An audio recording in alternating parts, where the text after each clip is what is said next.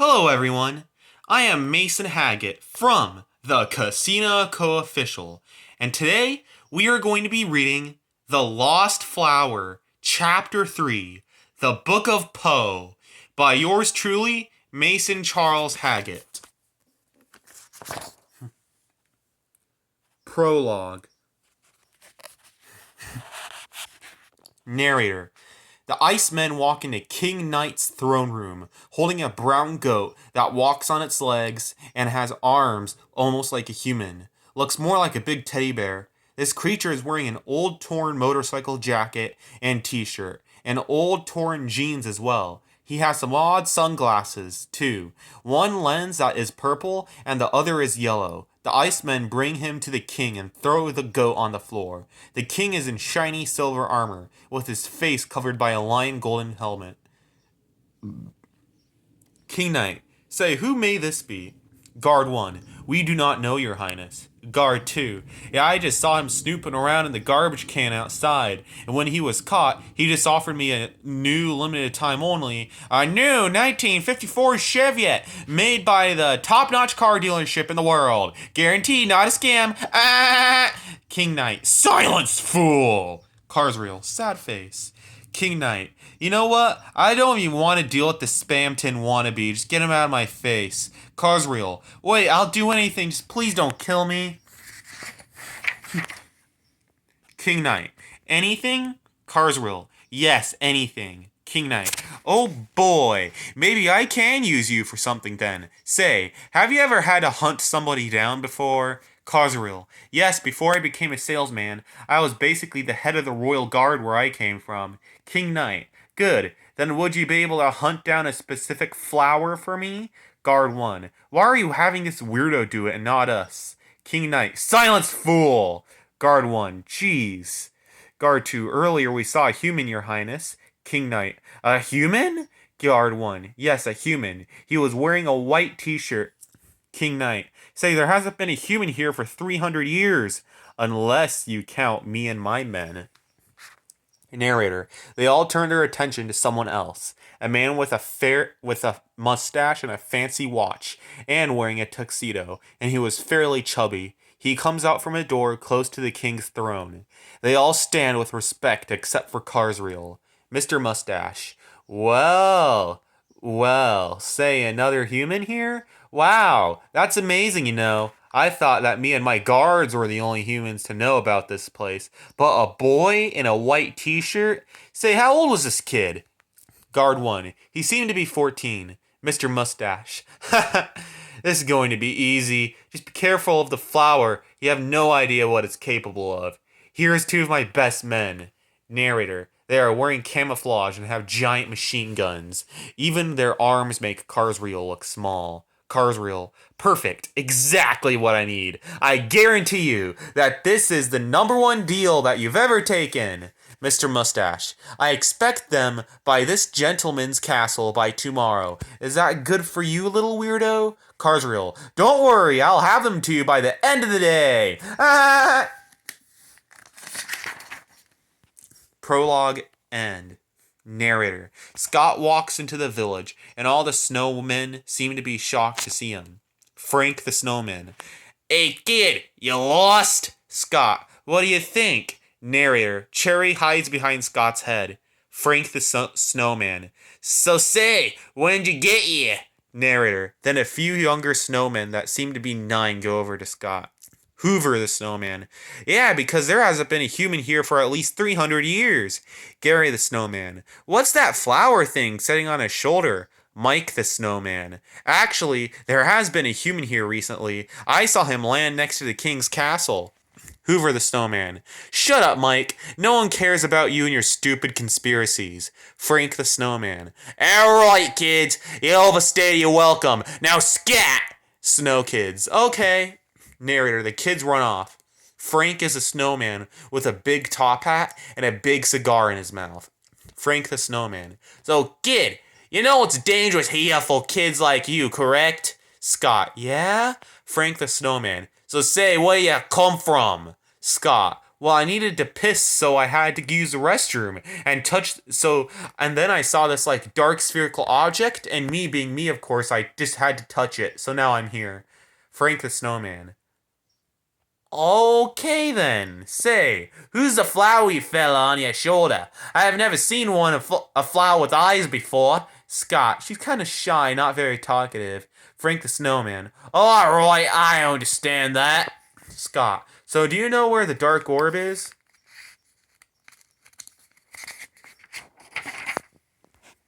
Frank the Snowman.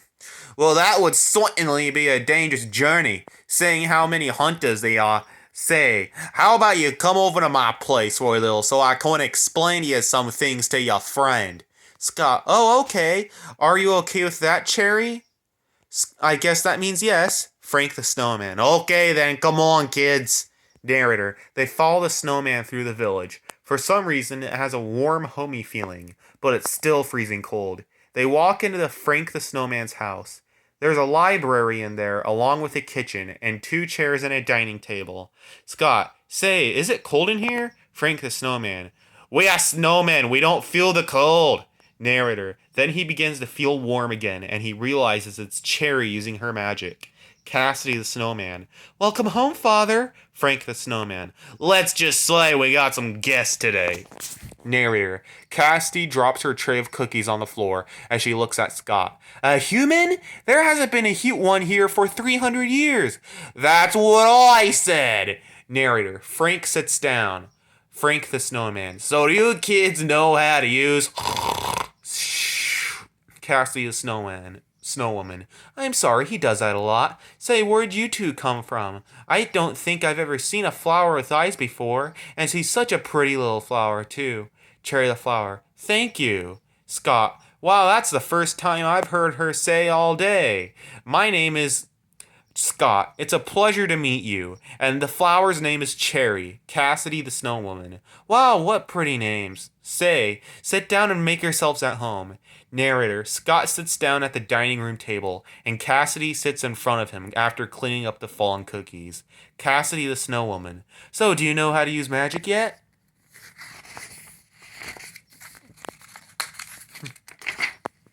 Scott. No, but I sure know the flower does. Cassidy the Snowwoman. Oh, say, what type of magic is she capable of? Cherry the Flower. Many types of magic.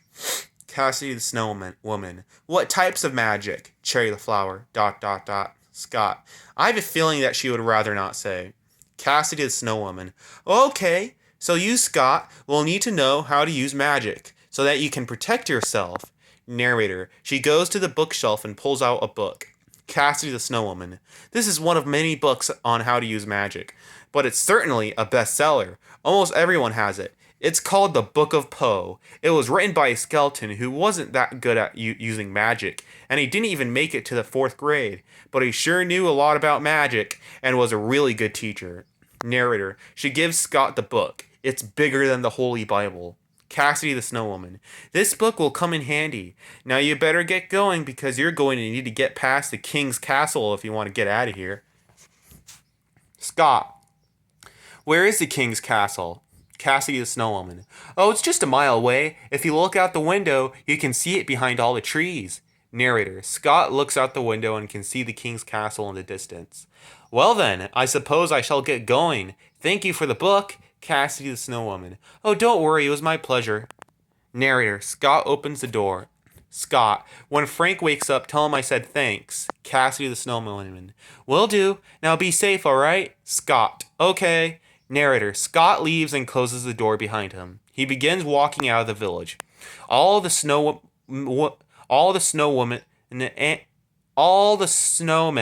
are looking at him, and Cherry curiously as he begins to exit the village. The farther he gets into the forest, the colder he gets.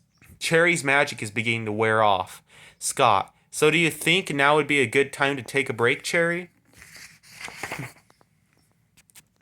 Narrator. They're in the middle of the dark forest, surrounded by trees. The blue tint, that none of them are sure of what the source is, shimmers against the white snow. Scott is used to the snow in Maine. It snowed a lot, but he was always properly equipped. This time, however, he only has a t-shirt, jeans, and an old book on magic. He could have asked Cassidy if she had a coat she could give him, but do you really think a family of snowmen would have a coat in their house? Scott, Cherry, you there? Narrator, Scott looks at his shoulder and sees that Cherry is shivering in the cold. Looks like she's tired. Scott, well, guess now would be a good time to take a break. Narrator, Scott tries to find somewhere warm. Oh yeah, that's right, there's just snow here. He finds a rock and sits on it and opens the book to the table of contents. The Book of Poe, by Poe. Page 1 through 100. Introduction. Page 100 through 150. How to use magic. Page 150 through page 900. About Poe. Well, guess I should probably just skip to page 100. Page 100. Hi, I'm a Poe, the ultimate skeleton. If you's here, you wants to knows magic, then you's at the goodest pilis. First, there are three tips of magic: fur, ice, and steel. There are also many types of magics as well. To use magic, you need to use your imagination and determination. First, you need to imagine you're in a dangerous situation. Then use all your determination to throw the magic attack. After that, you'll permanently be able to use magic. Narrator. Scott can barely read the book, but he can make out what it's trying to say. He reads on. It talks about how you can snap your fingers to summon your weapon, and many more magic attacks as well. Poe talks about the 3 levels of magic, which are amateur, magician, and finally wizard or witch depending on your gender. Scott. Man, I hope I can use fire magic because I have ice growing on my lips, and if I don't find warmth soon, then this weird little flower is going to die. Cherry the flower. What do you mean? I'm not weird. Scott. Alright, now let's see how I can do this. Meanwhile... Narrator, crunch, crunch, crunch, went through the snow as Carswell and the soldiers walked in the forest during the night. Carswell, alright guys, I sense her presence. I feel that we are going to be approaching our lost little flowery friend pretty soon. Human Soldier 1. You know, why do we have to listen to you? Aren't you just some freak that the Icemen found in the dumpster behind the king's castle? Narrator. Carswell snaps his fingers, and 2 giant rainbow swords appear in his hands, and Carswell chops off the human soldier's ear with a single swipe before the soldier could even react. Carswell. You all listen to me. I may be a hobo now, but I know my stuff, so don't give me any of that half-price garbage. Human Soldier 1. Okay. Guard 1, Guard 2. Human Soldier 2. Just another day on the job. Guard 2. How do you even know the scent of this flower? Carswell. Well, you see, the thing used to be my sister. Everyone. Huh? Carswell. She wasn't always a flower. She used to look much like me, as a matter of fact. It's funny, our father was also turned into a flower. Then, obviously, he became a goat again due to some unknown cause. But this is what's weird. My father didn't have a soul when he was a flower, but my sister does, which is strange. Human Soldier 2. If I had to guess, you don't come from here, do you? Because I haven't seen any other creatures here that look like you. Carswell. So you do know about the alternate universes. Human Soldier 1. Yep, we do. Ugh. Mr. Mustache and us come from one. Guard 1 and Guard 2. Question mark, question mark, question mark. Carswell. Fascinating. Back to Scott. Narrator. Scott imagines he's in a cold room that he can't escape from. He doesn't have to try hard, though. After a long time, he opens his eyes, and there's a fireball floating above the palm of his hands. Scott. What do I do now? Cherry the flower. You throw it! Obviously. Narrator. Scott throws the fireball at a random pile of wood, making it light on fire, producing warmth. Scott is warm now, and Cherry stops coughing. Scott. Nice! Fire magic. Exactly what we needed. Narrator. In the distance. Guys, I smell fire. Guard 1. You do? Carswell. Yeah. Human Soldier 2. How can you smell fire? Carswell. Don't question me. I don't want to answer your survey, okay? Human Soldier 2. Okay. Scott. All right, Cherry, let's try to get some sleep now because tomorrow is going to be a long day, okay? Cherry the flower. Ah, okay. Scott finds a nice patch of snow and lays on it, and Cherry embeds her roots in the ground next to a tree as he is about to fall asleep. He sees someone walking towards him, and he quickly gets back on his feet. Scott, who are you? Carsreal, whoa there, buddy. Do not be alarmed. It's just me, a certified salesman since October of 1921. Scott, phew, just a salesman. All right, dude. What do you want to sell me? Carsville, say, buddy, if you're in this certified half-price garbage right now with a 50% gone down the drain campfire, then you're lost. Say, if you get in this conveniently placed car, then I will take you straight to where you need to be. Scott, oh really? Wow, why thank you. You hear that, Cherry? Cherry the flower, huh? Scott, this guy says that he can take us straight to where we need to be.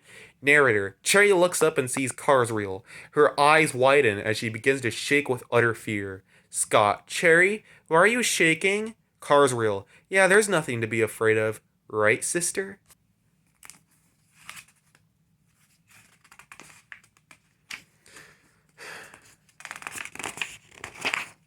Cherry the flower. Scott? Scott, yes? Cherry the flower. Run. Narrator. Scott bolts as fast as he can as he hears a barrage of fireballs arouse, arrows, and gunshots behind him. Waves, flower pellets, and people hitting against the trees. Then he hears it stop. He decides to look back and sees Cherry pulled out of the ground and pinned against a tree. He and Soldier 1. Now, little guy, you're coming with us. Scott, no, she's not. Narrator, Scott summons a barrage of fireballs at the soldier, burning him alive. Scott, Cherry, run! Cherry the flower, I can't, 'cause I'm a flower. Narrator, Scott runs over to Cherry and plucks her out of the ground and puts her on his shoulder. He feels Carsreel put his hand on his shoulder, holding one of his rainbow swords in his other hand. Carsreel, I told you, you should have taken the deal, buddy. Narrator. Then Carsreel begins floating in the air as he looks confused. Carsreel. Come on, sister, please don't do this. Narrator. Scott looks at Cherry. Is she really doing this? Cherry the flower. How about no for an answer? Narrator. Cherry chucks him into the top of a tree, just as the other soldiers come and get knocked out by Scott and his new fire magic skills. Then they quickly run off. All rights reserved to Casino Co.